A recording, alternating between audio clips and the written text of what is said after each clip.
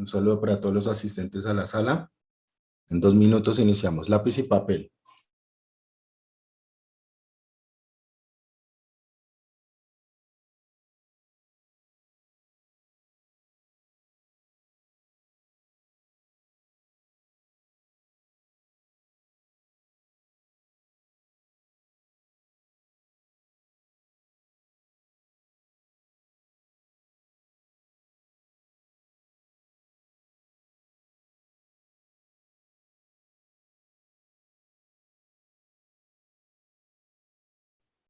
Bien, vamos a ir iniciando por respeto a los operadores que están dentro de la sala.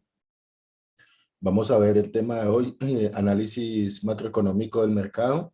Así que vamos a estar viendo algunos de los aspectos más importantes, de los factores fundamentales que pueden estar afectando el mercado, no solamente de futuros, mercado de divisas, mercado de bonos, sino en general. Estamos hablando es de un análisis macroeconómico, de un entorno de mercado, de sentimiento del mercado, que generaliza mucho más que cualquier análisis técnico, patrón o cualquier otro componente de análisis de volumen que se pueda generar en el momento en el mercado.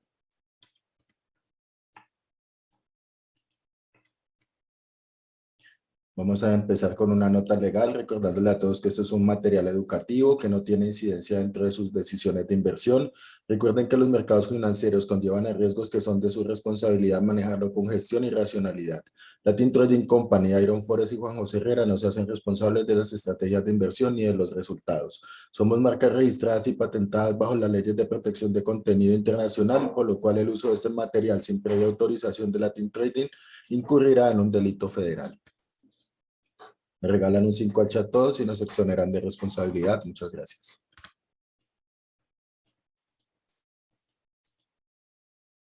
Perfil del exponente, Juan José Herrera, analista de mercados de la compañía Iron Forex para Latinoamérica, educador de Iron Forex y CEO de la compañía Latin Trading Company. Contenido del seminario. Veremos coronavirus como primer tema que ha sido frecuente durante este último año. Luego veremos la situación de Europa y la reunión a la cual convocó la presidenta del Banco Central Europeo. Estaremos viendo por el lado de Estados Unidos toda la situación que tiene que ver con la Reserva Federal, con los bonos a 10 años, con la inflación, con los costes de producción, qué está pasando con el petróleo, qué está pasando con las divisas, así que lo vamos a ir viendo poco a poco.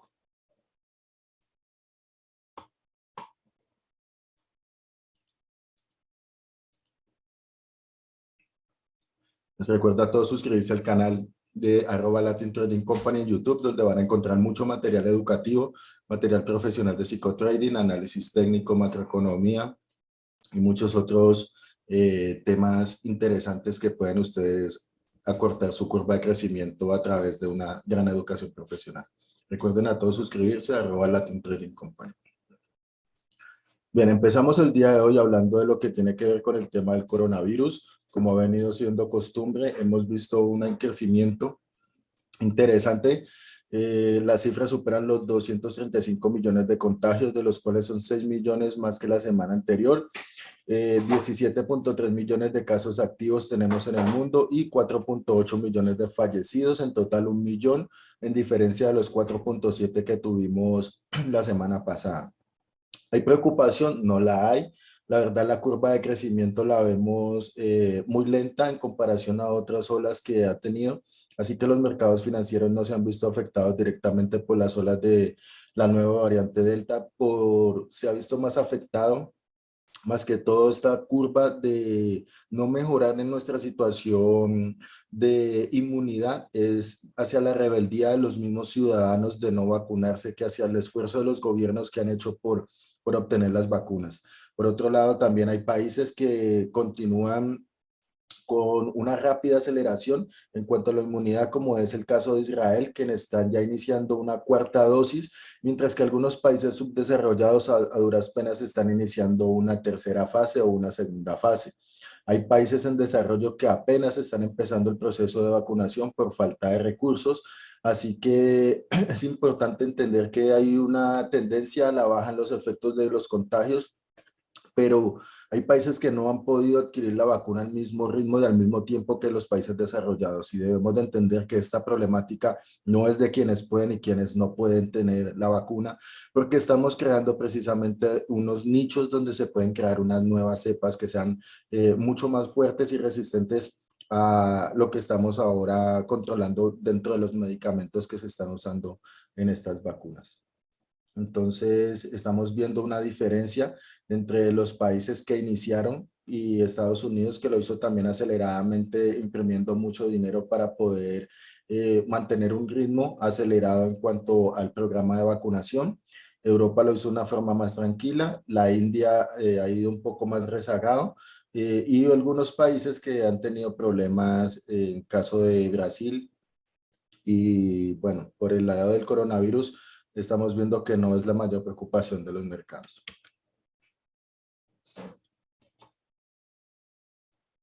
En el caso de Europa, estamos viendo una alza en la inflación, más que todo liderada por los países que son España y Alemania. Estos están liderando una inflación de los datos del 4.1% y del 4%. Han subido correspondientes a los datos del 3.8% de la semana pasada.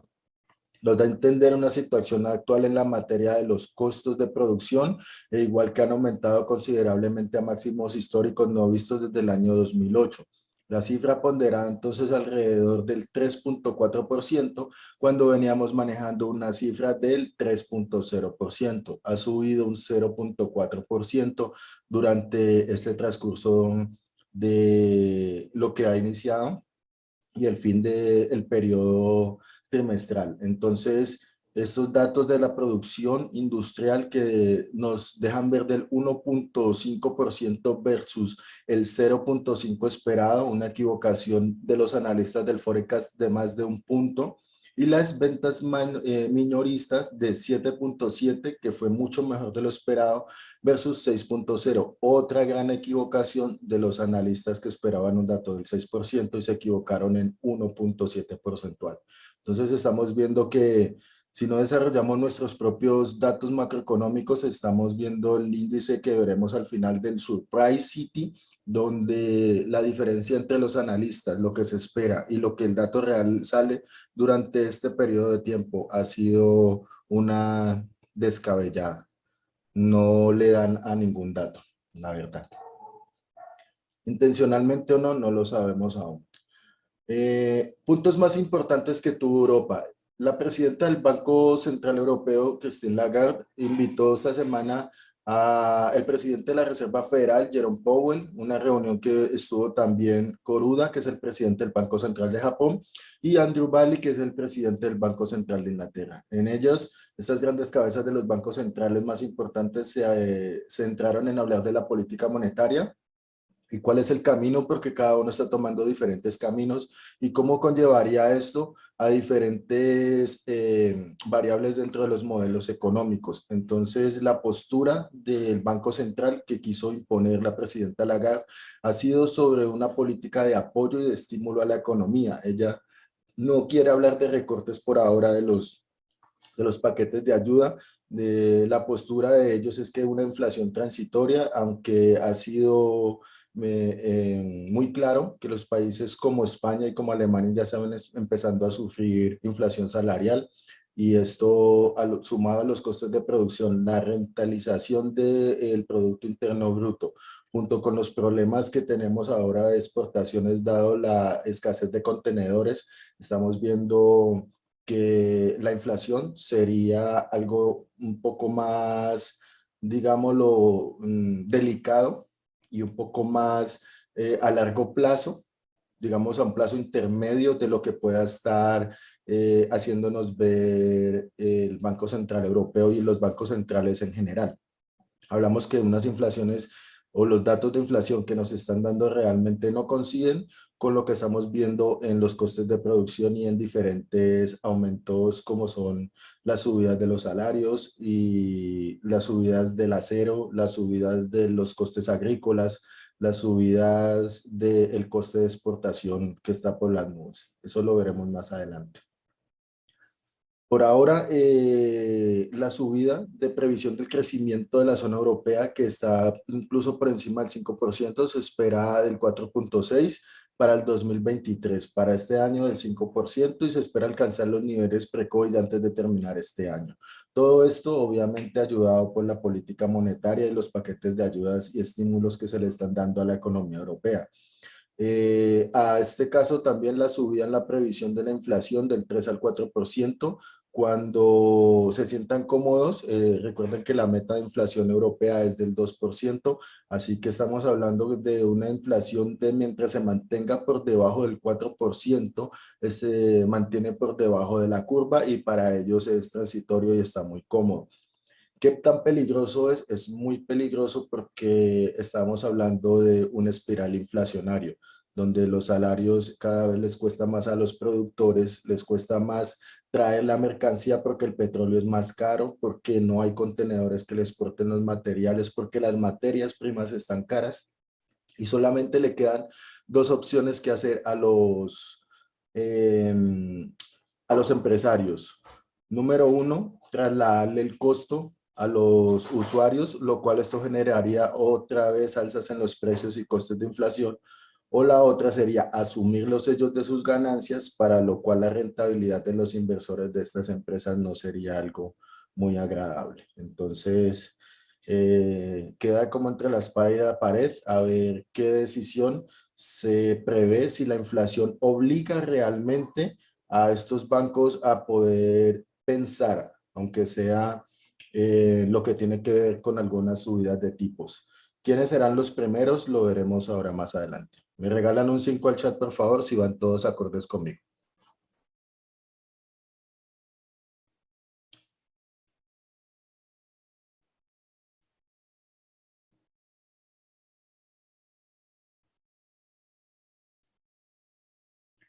Llegamos a los datos de los Estados Unidos, en el cual las expectativas de inflación a largo plazo se quedaron igual al 2,9%, a muy largo plazo entre un 3%, y desde el 2,3% ha tenido una subida del 0,7%. Así que en un año ha subido una décima del 4,7%, y la visión de los americanos es una inflación prolongada, pese a lo que puede estar diciendo la Reserva Federal. Y por ahora, como está su X cálculo de inflación, en el cual toman en cuenta lo que tiene que ver con inflación subyacente, que no computa lo que tiene que ver alimentos ni energía. Y en esta visión de supuestamente la Reserva Federal y los americanos, que es del 4%, 4,7% porcentual según la Reserva Federal, pero es que estaríamos hablando de un coste más o menos de la producción del 8,3%.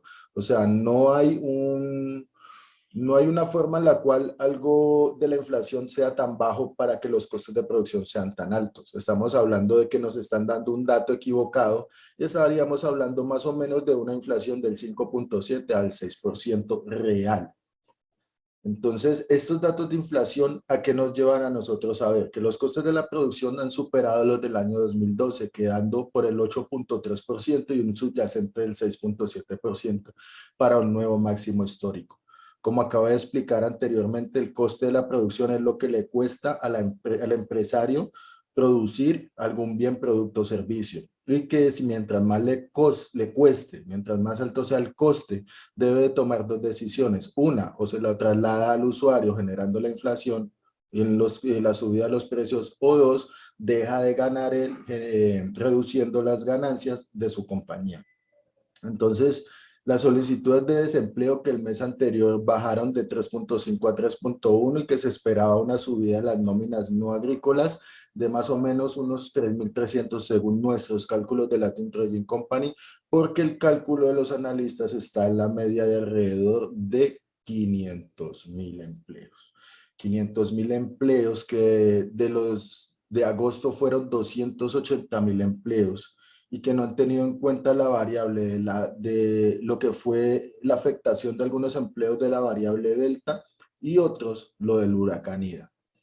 Entonces, si estábamos hablando de que nosotros nos van a decir que para el viernes próximo nuestro dato de la nómina agrícola será superior a los 500.000 empleos, cuando en agosto fue de 280.000 y no hubo tanta preocupación por variante ni huracán, entonces miraremos realmente y revisaremos el cálculo. Si los datos nos dan, sería un dato positivo para el dólar, pero no tan positivo como para mover el mercado, dado el caso que los analistas están dando un movimiento de 500 y si alcanzara a 33 sería un movimiento que se tomaría positivo por la recuperación de 280, subiríamos a 330, pero no alcanzaríamos los 500 que esperan, por lo cual sería un dato negativo para el dólar. La inflación general está sobre el 5.3%, mientras que la subyacente, que es la que no computa alimentos y energía, está sobre el 4.3%, al 4.7% más o menos a lo que habría subido para esta semana. El sentimiento del consumidor, que es aquí una de las partes importantes donde nos queremos entrar, ha subido a la cuota de 71, pero realmente es una cuota que sigue estando demasiado baja y que se puede crear un pensamiento arraigado de inflación a largo plazo. ¿Qué pasaría con eso si el sentimiento del consumidor se arraiga sobre la cuota de 71? Esto quiere decir que a través del tiempo ellos estarían esperando una inflación mucho más posterior a lo que la Reserva Federal hablaría de una inflación transitoria. ¿Y qué pasa cuando los seres humanos sabemos que lo que nosotros queremos comprar más adelante no lo vamos a poder comprar porque va a costar mucho más? Recordemos que la inflación es la pérdida del poder adquisitivo de la divisa, y es muy importante entender que quienes no conocen los sistemas financieros y no pueden proteger su capital a través del tiempo y de la inflación están perdiendo la forma de cómo adquirir un mismo producto, bien o servicio que cada vez le va a costar mucho más. Entonces, el sentimiento del consumidor, ¿qué haría si yo quiero comprarme un carro hoy y vale 5 millones hoy y dentro de un año va a valer 9 o 10 o 11? Buscaría la forma y la posibilidad de poderlo comprar hoy. Y no solamente yo, muchas personas, por lo cual esto impulsaría aún más el espiral de precios inflacionarios. En el lado de la inflación general y el costo del consumidor, como estábamos viendo, hablamos de la cuota que estábamos, la Reserva Federal, en la cual en su meta, según su balance, su informe, que podemos encontrar en la página de la Reserva Federal, estamos hablando de que es un 2%. Estamos, lo que ellos dicen, sobre el 4.7% y otros analistas que computan realmente dicen que es del 6.5%. Sea 4.7, como dice la misma Reserva Federal, o sea 6.5, como se estaría demostrando en las inflaciones de los salarios, lo agrícola y los metales, estamos viendo que solo con los datos de la Reserva Federal estamos 2.3. Estados Unidos es el tercer país más lejos de su objetivo de inflación. Esto le hace perder credibilidad a la Reserva Federal. Pues usted no puede decir que los datos de inflación que se van a manejar van a ser del 2% y van a estar en el 4.7 o 4.3, bueno, superior al doble por prolongado tiempo, porque es que también tienen que ver los periodos de tiempo en los cuales se ha mantenido subiendo y subiendo y subiendo la inflación. Esto nos hace prever entonces ahora a los inversores, más que todos los inversores a largo tiempo, que el break-even inflacionario, que es esto que se ve acá, va subiendo a medida de los años. Vemos de 2 años, de 3 años, de 4 años, de 5 años, de 6 años, de 7 años, de 9 años, de 10 años. Y vemos todas las cuotas superiores, 2.29, 2.38, 2.50, 2.45. Esta cuota de 2.3 las estamos viendo a 2.29, a 2.38, a 2.45. Y si ponderamos todo esto, estaríamos en una media más o menos del 2.5, para no voltear más con el dato. A 10 años, contando incluso bonos de 20 y 30 años. Entonces, ¿esto qué nos lleva a nosotros a ver? Una inflación que es prolongada y la Reserva Federal, los bancos centrales europeos nos están haciendo ver una inflación transitoria. ¿Qué les obliga entonces a ellos a esto hacer si la inflación sigue subiendo? En el caso de Estados Unidos teníamos un tema muy particular y es el tema que tiene que ver con la deuda, con el techo de la deuda y cómo ha presionado la inflación y la incertidumbre de la posibilidad del no pago. Entonces, hablemos, ¿qué pasaría si Estados Unidos se queda sin una capacidad de endeudamiento? Obviamente, aquello tiene una deuda que pagar y poco después, o sea, quien sigue para pagar encontraría que se estaría colocando inmediatamente expuesto. Por lo tanto, los inversores en valores en particular exigirían una prima para compensar el riesgo. Y esto se refleja en los rendimientos de las letras. E igualdad de condiciones de las facturas con fechas más largas suelen tener una tasa más alta de interés que las cortas. Pero en este momento, los que se vencen entre mediados de octubre y principios de noviembre, la ventana más probable para un incumplimiento tiene unos rendimientos notablemente altos. Esto quiere decir que durante los meses que Estados Unidos va a tener que pagar su deuda, las personas están creyendo mucho menos en prestar su dinero para que se lo paguen a esa fecha. Y si yo le he prestado a usted 10 para que me pague 10, 11, porque usted era muy seguro, ahora de pronto la posibilidad de que usted se ha quedado sin empleo y ahora no tiene cómo pagarme, entonces yo le digo, yo le presto los mismos 10 para la misma fecha, pero ahora te vale 13. ¿Por qué? Porque es que ahora estoy corriendo un riesgo de que de pronto no me pagues. ¿Por qué? Porque es que ya no tienes la misma capacidad de pago. Me regalan un 5 al chat si están entendiendo la problemática.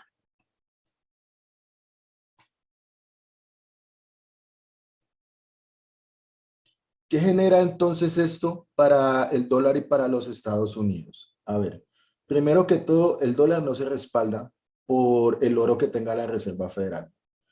La divisa se respalda por la confianza. Y si yo tengo incertidumbre de que una economía, la más fuerte del mundo, tenga problemas de pago, estoy generando un miedo al mercado. Y este miedo al mercado, ¿a dónde se va a ver traducidos? En la rentabilidad del bono, porque yo voy a exigir que ahora usted, por yo prestarle X cantidad de dinero en X cantidad de fecha, me pague una prima de riesgo. Entonces, esta prima de riesgo, que cada vez es más alta, ahora está haciendo que los inversores empiecen a buscar diferentes refugios donde realmente su dinero se sienta mucho más seguro. Porque la falta de voluntad de los inversores para mantener los papeles con vencimientos en fechas más religiosas a lo acordado, también se va reflejando en los resultados de las subastas gubernamentales. Las letras a 4 semanas, los valores más a corto plazo que el tiempo vende de forma regular, ha visto caer la proporción comparada con los llamados postores indirectos de las ofertas recientes. O sea, prácticamente se están llevando a vender cosas que los inversores les da miedo comprar. Y si los van a comprar, les van a colocar unas cláusulas de riesgo mucho más altas. Entonces, los inversores aún necesitarían un lugar para estacionar su efectivo a un corto plazo, incluso si están evitando ciertas letras de tesoro. Y esto está contribuyendo a aumentar la demanda de éxito de la taquilla para colocar dinero en las instalaciones de la Reserva Federal para acuerdos de recompra inversa, conocidos como reports.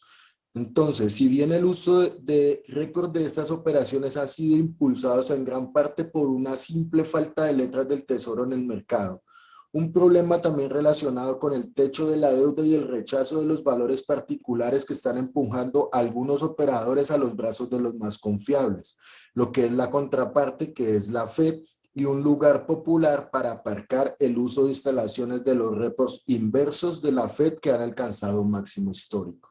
A ver, esto quiere decir que se están comprando los mismos bonos que se emiten, ellos mismos se los están comprando.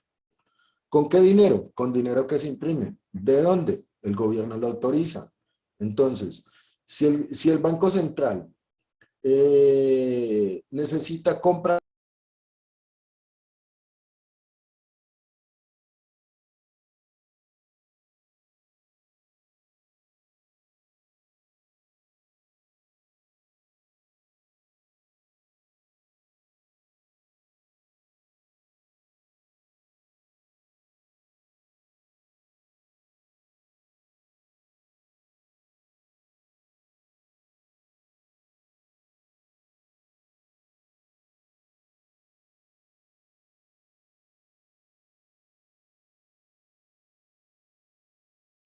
Sonido, sonido, 1, 2, 3, sonido. Bien, continuamos, chicos. Apenas ahí con el corte. Bueno, el corte comercial lo aprovechamos para que no olviden suscribirse al canal de YouTube, donde estamos compartiendo mucho contenido que tiene que ver de carácter macroeconómico también. Vamos a avanzar entonces en el tema de la inflación general y de la Fed. Estamos hablando de 5.4 de esta inflación que no computa, la que computa lo que son bienes, servicios de energía y de canasta familiar, mientras del 4.2 o 4.1 que están manejando ellos, el endeudamiento superior al 130%. Con un endeudamiento superior al 130% y una inflación del 5.4%, ¿qué estaría pasando entonces en la generación del empleo? Según la misma Reserva Federal, con sede en Atlanta, el último balance que nos dio una previsión en la cual la ralentización del Producto Interno Bruto americano estaría dándose para el año posterior, hasta el 2024-2025, en una reducción de hasta un 3%. Entonces, esa reducción del 3,7% más o menos estaría afectando directamente lo que es el US30, el Dow Jones, el Nasdaq y los índices industriales americanos, tanto como los índices de tecnología. ¿Por qué? La correlación positiva que hay entre el SP500 y el Producto Interno Bruto es lógica. Cuando una economía va bien, sus empresas van bien. Si sus empresas van bien, invierten en desarrollo, invierten en logística, en investigación y generan mayor rentabilidad porque las personas tienen renta para poder gastar en productos, bienes y servicios producidos por estas compañías. Pero si el Producto Interno Bruto, por el contrario, una predicción de la misma Reserva Federal cree que va a estar por debajo del 3%, del 4%, perdón, entonces estaríamos hablando de que los inversores se tomarían esto como un dato negativo para las empresas americanas y se estarían saliendo de empresas que estaban viendo como rentables a largo tiempo. ¿Hasta ahí me van comprendiendo? Entonces, si tenemos un Producto Interno Bruto más lento,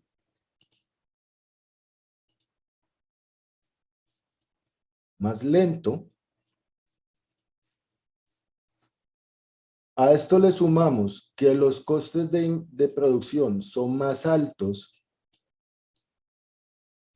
y que empleados como a McDonald's les están pagando hasta $21 cuando el salario promedio es de $7 porque no hay mano de obra.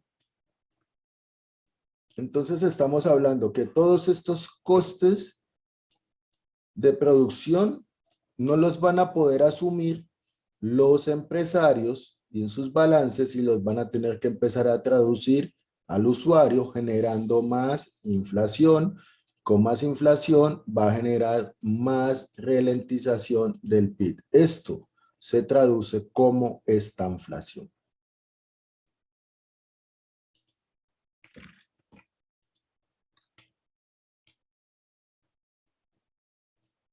¿Qué tan lejos estaban los salarios realmente de los Estados Unidos para que pudiera tener una crisis salarial? Si vemos, Estados Unidos estaba por debajo en el salario mínimo en países como Corea, Gran Bretaña, Australia, Portugal, Francia, Polonia, España. Entonces era hora de un reajuste para que la economía más fuerte del mundo también se impulse hacia el alza. Este dato es bastante interesante porque estamos viendo cómo Estados Unidos, a pesar de que el S&P 500 creció, el Dow Jones creció, el Nasdaq nunca paró, los salarios no crecieron como creció su economía y sus empresas. Y esto a largo plazo tiene un coste, el coste de inflación salarial.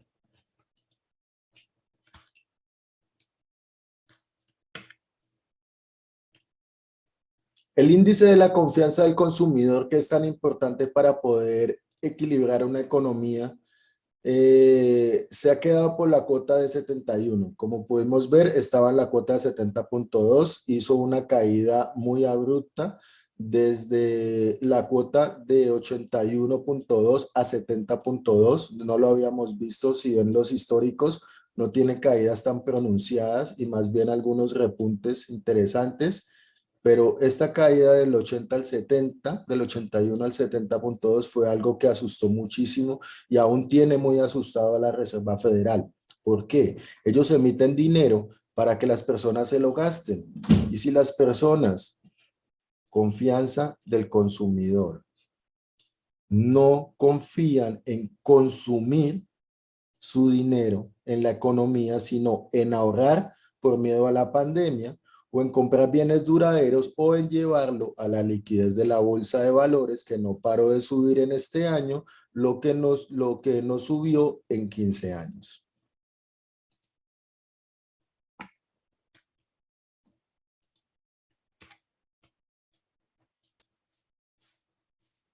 Por parte del Reino Unido, vimos una semana difícil para las libras la semana pasada. Esta semana ya estamos hablando de lo que tiene que ver con la posibilidad de las subidas de tipos de interés para noviembre y lo que tiene que ver con el tapering, que es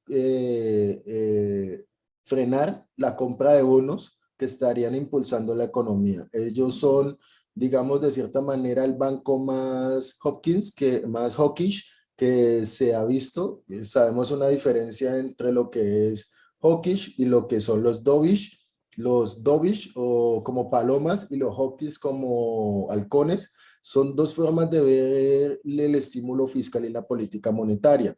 En el uno, en los hawkish son como más reacios a ayudar a las empresas, las dejan quebrar, no dejan imprimir tanto dinero, controlan la inflación.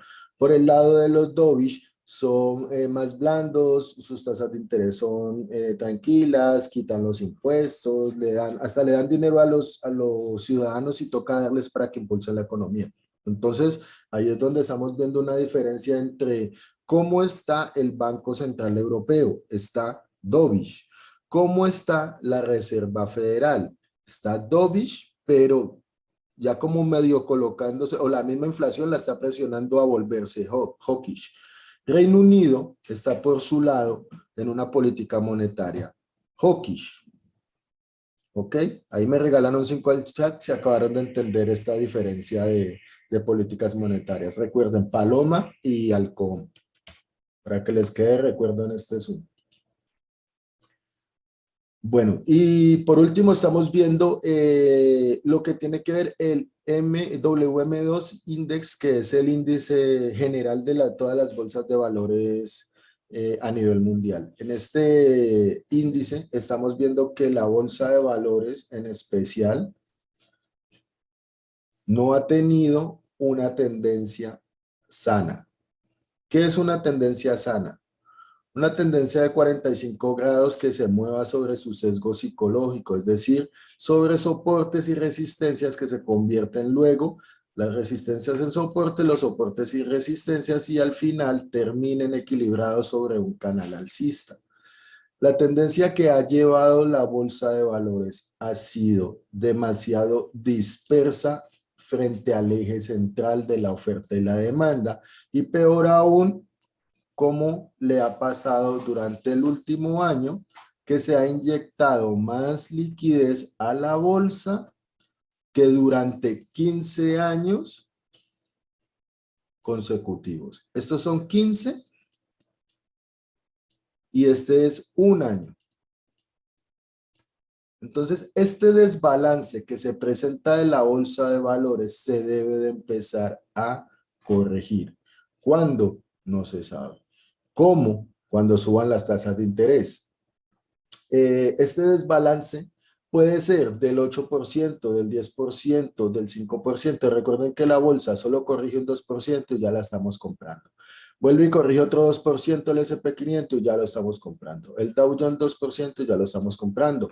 Si no lo compramos nosotros, el Nikkei retrocede 2% y el Banco Central de Japón intervencionista compra los activos de la bolsa. Si no, vemos el Banco Central Europeo que puede estar cayendo y automáticamente aumenta los bonos o paquetes porque tienen dos paquetes, los PPE y los QE especial. Entonces, tienen dos paquetes para estimular. Estos, la Reserva Federal, simplemente sale el señor Jerome Powell y dice cualquier discurso, cualquier cosa bonita y automáticamente los mercados se van al alza. Para Europa le cuesta un poquito más, no es solamente que la presidenta salga a decir, sino que hay que demostrar un poquito más. Y para el Banco Central de Japón no tienen que decirle nada a nadie porque ellos sacan el dinero de su bolsillo y hacen que su mercado suba. Entonces, si estamos viendo aquí la diferencia entre todos ellos, también está la del Banco Central de Gran Bretaña, que está en su política de recorte de los estímulos para el próximo mes. Esto le daría fuerza a las libras. Muchas gracias a todos por su asistencia. Me despido de todos. Mi nombre es Juan José Herrera, director de la compañía Latin Trading Company, Universidad Profesional de Trading Latinoamericano. Los esperamos a todos en esta gran institución financiera en la cual pueden ustedes aprender mucho sobre los activos financieros y sobre una carrera profesional y un estilo de vida como trader. Nos vemos en una siguiente oportunidad, chicos. Familia LTC, go.